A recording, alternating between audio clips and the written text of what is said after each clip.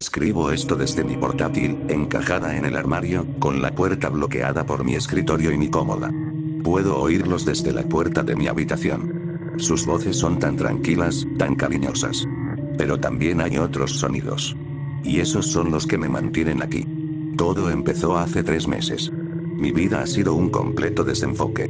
Nací con un astigmatismo tan grave que el optometrista bromeaba diciendo que veía el mundo con un enfoque difuso permanente. No encontraba mis gafas en la mesita de noche sin antes buscarlas a tientas como un ciego. Las lentes de contacto eran un ritual diario e irritante. Tenía 24 años, un trabajo decente y por fin había ahorrado lo suficiente. La cirugía LASIK fue mi pasaporte a una nueva vida. Una vida despejada. La consulta fue estéril y tranquilizadora. El doctor era un hombre mayor y perspicaz con una mirada intensa, casi depredadora. Tenía esa forma de mirarte, como si viera más allá de la superficie de tus ojos. Habló de errores refractivos y colgajos corneales, con un tono tranquilo y autoritario que disipó cualquier inquietud persistente. Mencionó una nueva técnica, ligeramente experimental, de la que era pionero. Dijo que era más precisa y ofrecía un nivel de claridad sin precedentes. Afirmó que podía corregir distorsiones atmosféricas, e incluso fluctuaciones en el nivel de luz que los procedimientos estándar no podían alcanzar. Estaba convencido. Quería lo mejor. Quería verlo todo. Dios mío, qué tonto fui. La cirugía en sí fue tan extraña e impersonal como cabría esperar.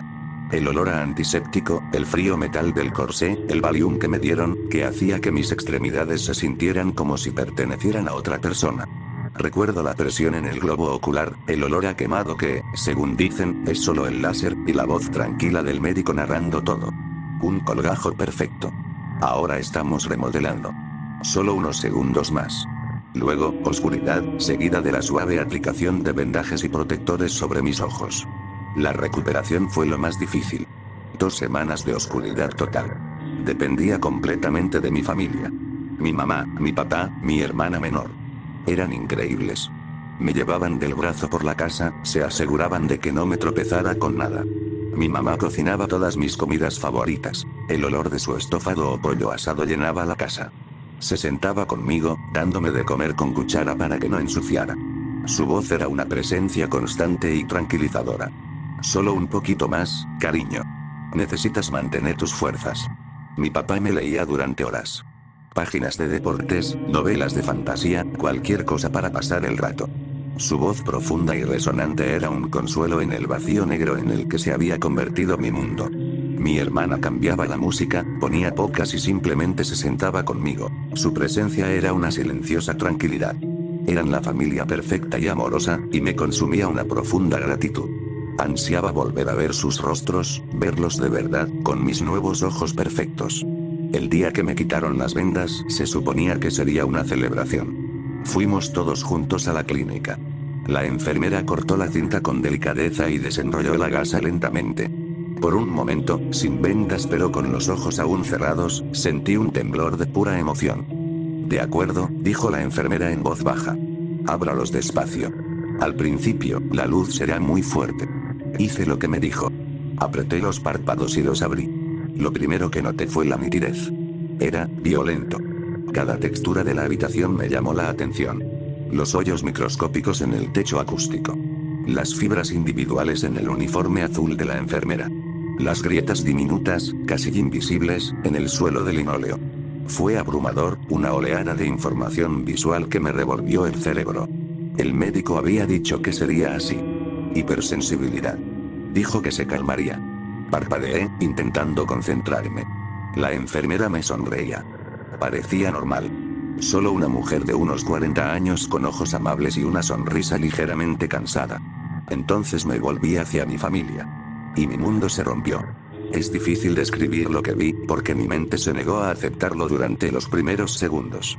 Era como un punto ciego cognitivo, un fallo visual. Mi madre sonreía, movía la boca, pronunciaba mi nombre. Pero su rostro, no era solo su rostro. Fusionado con su mandíbula, envolviendo su mejilla izquierda, había algo más. Era una bolsa palpitante de carne moteada, de color rosa grisáceo, surcada por líneas moradas enfermizas. Dos finos zarcillos, como látigos, no más gruesos que un gusano, se enroscaban alrededor de su labio inferior, y mientras hablaba, se contraían y se ajustaban, como si estiraran sus labios en la forma de una sonrisa. Su propia piel parecía estirada y delgada donde se encontraba con este crecimiento. Aparté la vista, con el corazón latiéndome con fuerza, y miré a mi padre. Me daba una palmadita en el hombro, con el rostro radiante de orgullo. Pero de su pecho, brotando bajo el cuello de su camisa, se alzaba una estructura más grande y compleja.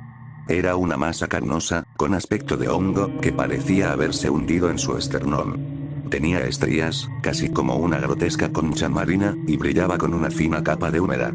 Un grueso apéndice tubular serpenteaba desde él, desapareciendo bajo su barbilla y en su boca. No hablaba, los sonidos provenían de él, pero el tubo carnoso vibraba con las palabras. Sentí la bilis subirme a la garganta.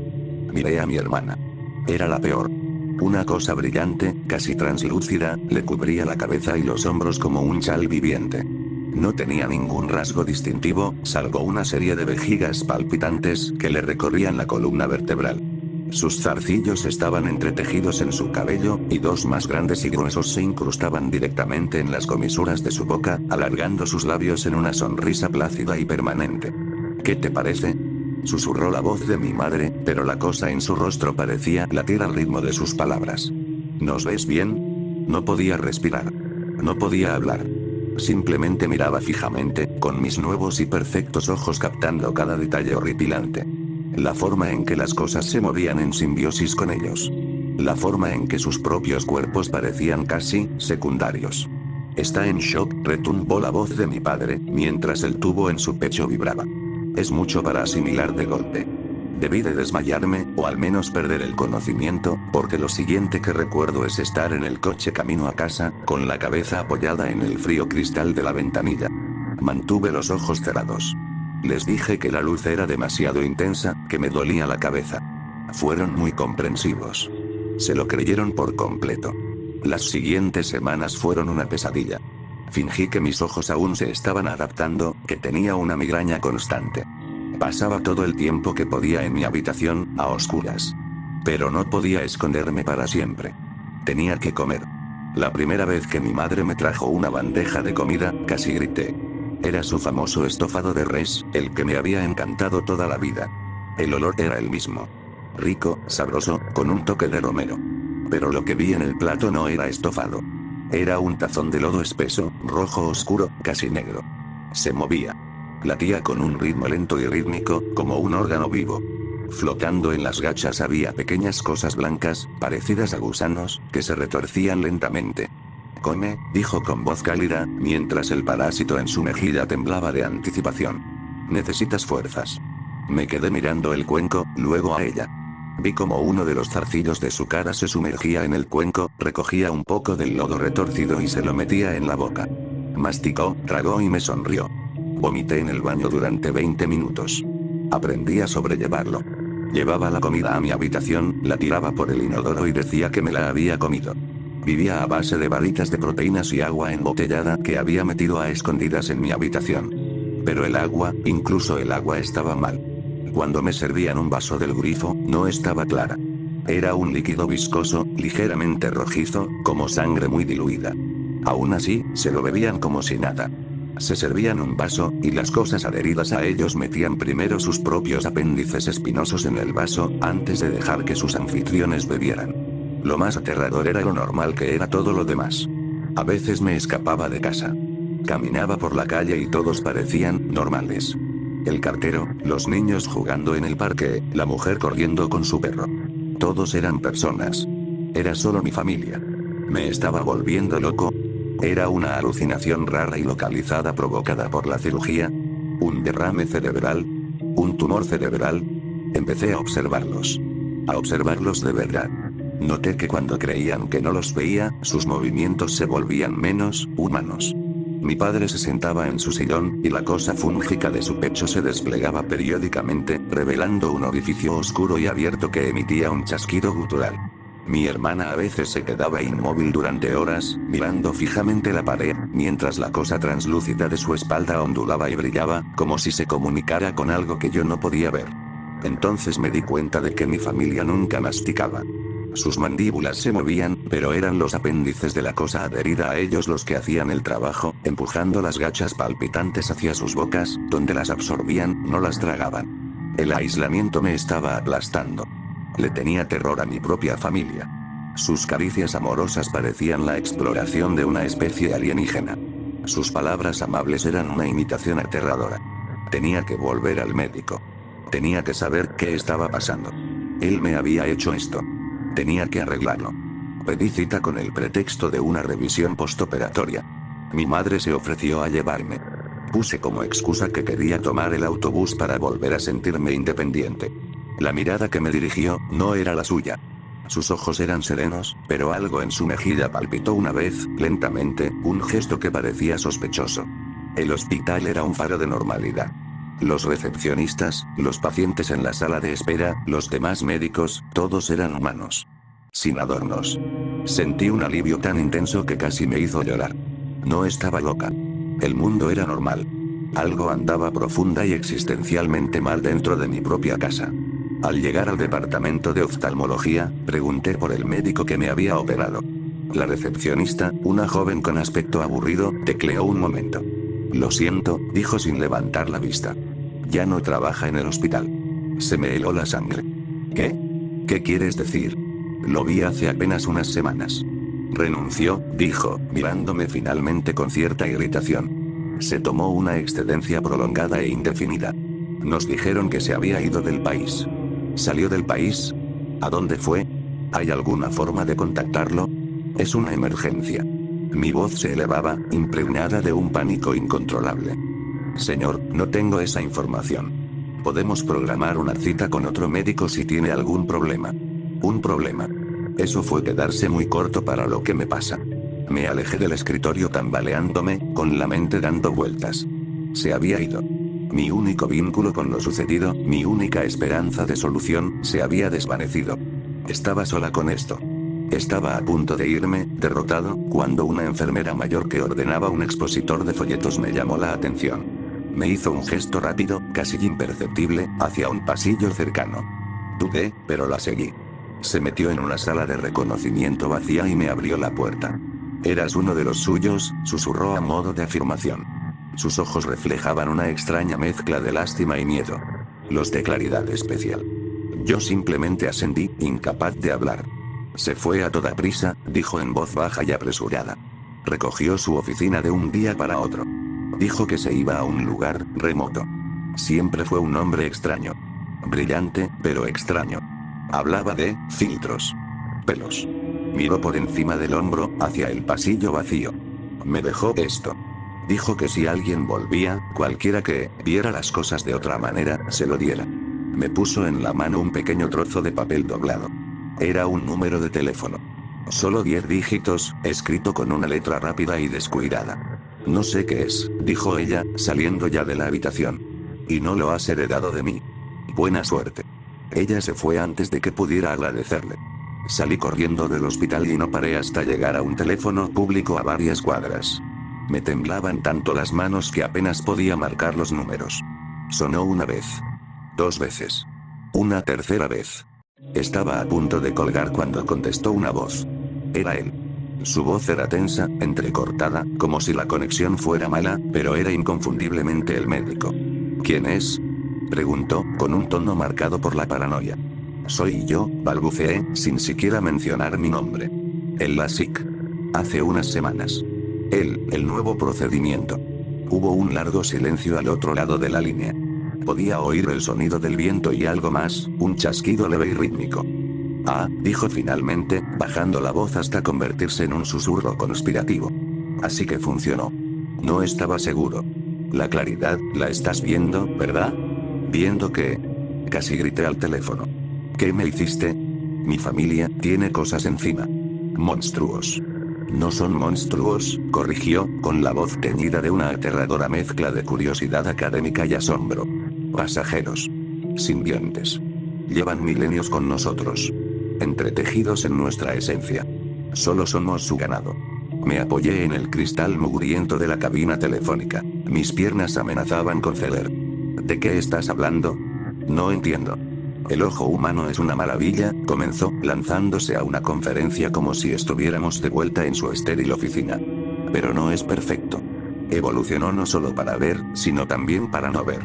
Desde que nacemos, tenemos un filtro biológico, una compleja serie de fotorreceptores e inhibidores neuronales que lo hace invisible. Es un velo. Un mecanismo de defensa desarrollado durante miles de años para su protección.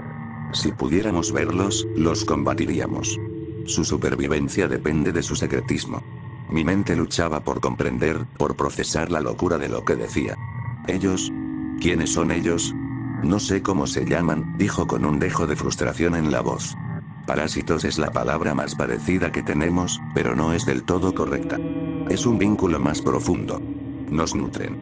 Nos protegen de ciertas enfermedades. Mantienen a sus huéspedes dóciles y contentos. A cambio, pueden vivir. Experimentan el mundo a través de nosotros. Y la comida, susurré, pensando en las gachas palpitantes. El agua, su sustento, no el nuestro, confirmó. Una mezcla de materia orgánica y sus propias formas larvarias, que cultivan. La procesan y transmiten los nutrientes al huésped humano. Es un sistema cerrado y perfectamente eficiente. Mientras no se pueda ver. Las piezas encajaban de golpe, formando una imagen de horror tan profundo que sentí que mi cordura se desmoronaba. Lo hiciste a propósito. La cirugía era una hipótesis. Espetó, alzando la voz con una energía frenética. Me he pasado la vida estudiando el ojo, sus limitaciones. Vi anomalías, patrones sin sentido. Llegué a creer que no estábamos solos, que la verdad estaba justo delante de nosotros, simplemente, filtrada. Teoricé que podría eludir el filtro. Podría retirar del velo quirúrgicamente, pero el reto, el verdadero reto, es encontrarlos, ya que parece que no conviven con todos los humanos. He dudado de mí mismo durante tanto tiempo, pero tú fuiste mi prueba. Tienes que cambiarlo. Supliqué con lágrimas en los ojos. No puedo vivir así. Por favor, tienes que arreglarme. La línea se quedó en silencio por un instante, salvo por el viento y el extraño chasquido. Cuando volvió a hablar, su voz estaba cargada de una terrible firmeza. No puedo, dijo en voz baja. No sé cómo. Solo aprendí a abrir la puerta. Nunca supe cómo cerrarla. Por eso huí. Saben de mí. Los que no están vinculados, los que andan libres, pueden sentirme. Y ahora, te sentirán a ti también. Hizo una pausa. Escúchame con atención. Los que están apegados a tu familia, se están dando cuenta de que puedes verlos. Su principal objetivo es proteger al anfitrión y preservar el secreto. Te verán como un defecto e intentarán arreglarte. No dejes que te toquen. No comas ni bebas nada de lo que te den. Y, por el amor de Dios, no dejes que se acerquen a tus ojos. La línea se cortó. Me quedé allí un buen rato, con el auricular apagado pegado a la oreja. Arréglame. La palabra resonó en el vacío donde antes estaba mi esperanza. Cuando llegué a casa, el ambiente había cambiado. La aparente normalidad se había esfumado. Todos estaban sentados en la sala, esperándome. Mi mamá, mi papá, mi hermana. Todos se giraron para mirarme al entrar, con movimientos perfectamente sincronizados. Sus rostros reflejaban una expresión de calma y cariño. Pero sus acompañantes estaban agitados. La cosa en la mejilla de mi mamá latía con fuerza. La masa fúngica en el pecho de mi papá estaba inflamada, con el orificio central ligeramente abierto. El parásito translúcido de mi hermana brillaba, su color cambiando de transparente a un blanco lechoso y opaco. Cariño, te fuiste mucho tiempo, dijo mi madre con voz suave como la seda. Estábamos preocupados. Solo necesitaba un poco de aire, dije con la voz temblorosa. Empecé a retroceder hacia las escaleras. ¿Tienes la vista cansada?, refunfuñó mi padre, poniéndose de pie. El tubo en su pecho parecía hincharse. No te estás adaptando bien. El médico llamó mientras estabas fuera. Dijo que olvidó darte esto. Levantó un frasquito transparente con un gotero. Un gotero. Dijo el nombre del doctor, mi doctor, el que supuestamente estaba en otro país. Mi mamá le quitó el frasco y se acercó a mí. Dijo que son unas gotas especiales. Mucho más fuertes. Ayudarán con la sensibilidad. Harán que todo sea más fácil de ver. Desenroscó el tapón. Al hacerlo, lo vi. El líquido blanco lechoso del frasco no era medicina. Observé como una gota fina y viscosa de la misma sustancia se segregaba por un diminuto poro del parásito adherido a su rostro, goteando por su mejilla. Intentaba que me pusiera un poco en el ojo. Para cegarme de nuevo. No, susurré, subiendo las escaleras. No, aléjate de mí. Sus sonrisas no vacilaron, pero sus ojos se volvieron fríos y vidriosos. No te pongas difícil, hijo, dijo mi papá, subiendo las escaleras detrás de mí, seguido de cerca por mi mamá y mi hermana. Solo queremos ayudarte. Te amamos, intervino mi hermana con voz monótona y monótona.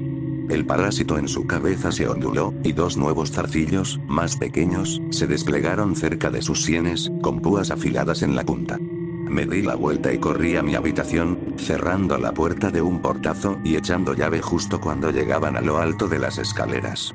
Oí el pomo vibrar, y luego un golpe suave y educado. Cariño. Abre la puerta, llamó la voz de mi mamá. Me apresuré a empujar mi escritorio, mi cómoda, cualquier cosa pesada, frente a la puerta. La madera crujió bajo el peso. Lo intentaron durante una hora más, con su voz inalterada, de un tono plácido y cariñoso. Me ofrecieron comida. Un plato especial de estofado, dijeron, lleno de nutrientes para ayudar a que mis ojos sanaran. Imaginé las larvas retorciéndose en mi interior, diseñadas para crecer en mi intestino y reconstruir el velo desde adentro. Me negué. Entonces, los golpes cesaron. Por un rato, hubo silencio. Recé, que se habían dado por vencidos.